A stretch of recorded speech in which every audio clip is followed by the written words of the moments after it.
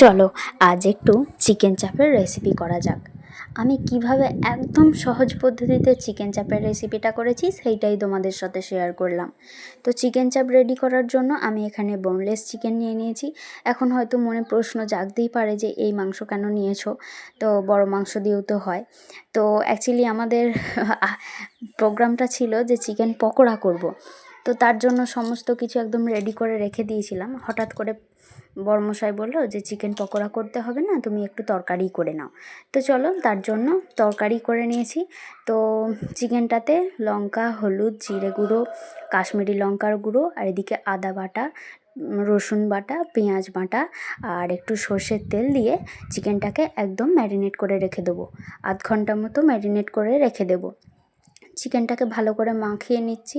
সমস্ত রকম মশলা দিয়ে চিকেনটাকে ভালো করে মাখিয়ে নিলাম। দিয়ে এখন চিকেনটাকে আমি আধ ঘন্টার মতো রেস্টে রেখে দেব।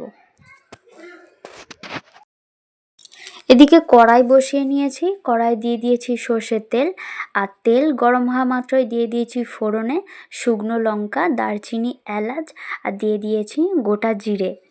তারপর হালকা নেড়ে চেড়ে দিয়ে দিয়েছি পেঁয়াজ কুচি। পেঁয়াজ কুচিটাকে আমি ভালোভাবে ভেজে নিচ্ছি 2 থেকে 2.5 মিনিট। খুব ভালো করে ভাজবো না, বাদামি বর্ণে, হালকা বাদামি বর্ণে ভেজে নিয়েছি। এবং তারপর ম্যারিনেশন করা মাংসটা আমি তেলের মধ্যে দিয়ে দিলাম। এবার মাংসটাকে আমি পেঁয়াজের মধ্যে ভালোভাবে মিশিয়ে নেব এবং ভালোভাবে কষাতে থাকবো। আমি কিন্তু এখানে কোনো জল ইউজ করছি না, মাংসের যে জলটা সেই জলটাই বেরোবে।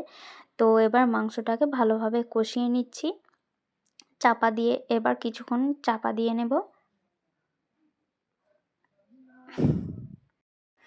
দেখো চাপা খোলার পর এখানে দেখো মাংসের কতটা জল বেরিয়েছে। এই জলটাতেই কিন্তু আমি ভালো করে মাংসটাকে কষাতে থাকবো।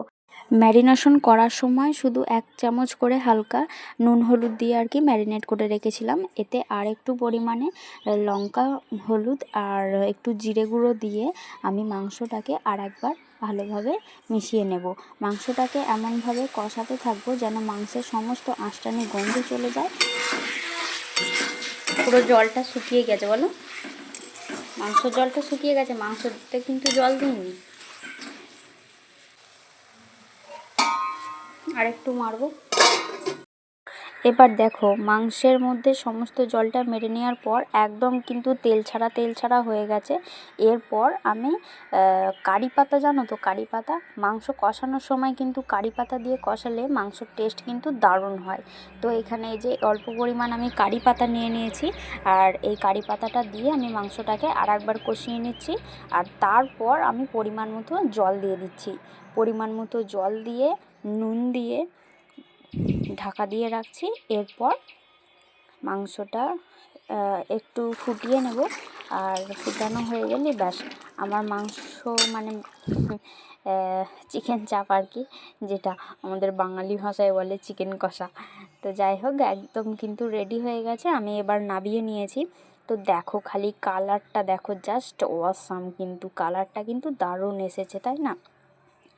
তারপর আমরা এদিকে বরমশাই আর আমার জন্য মানে একদম ভাত রেডি করে নিয়ে চলে এসেছি।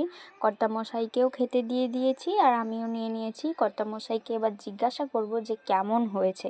তো কর্তামশাই কি বলে দেখা যাক। দারুণ টেস্টি লেগেছে? দারুণ দারুণ, ঠিক আছে।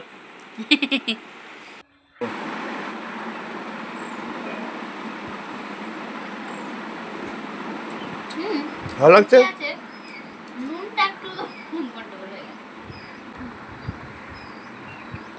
তো ভিডিওটা এইটুকু। ভালো লাগলে একটা লাইক কমেন্ট করতে ভুলো না। দেখা হচ্ছে পরের ভিডিওতে। ততক্ষণ সুস্থ থেকো, ভালো থেকো, টাটা।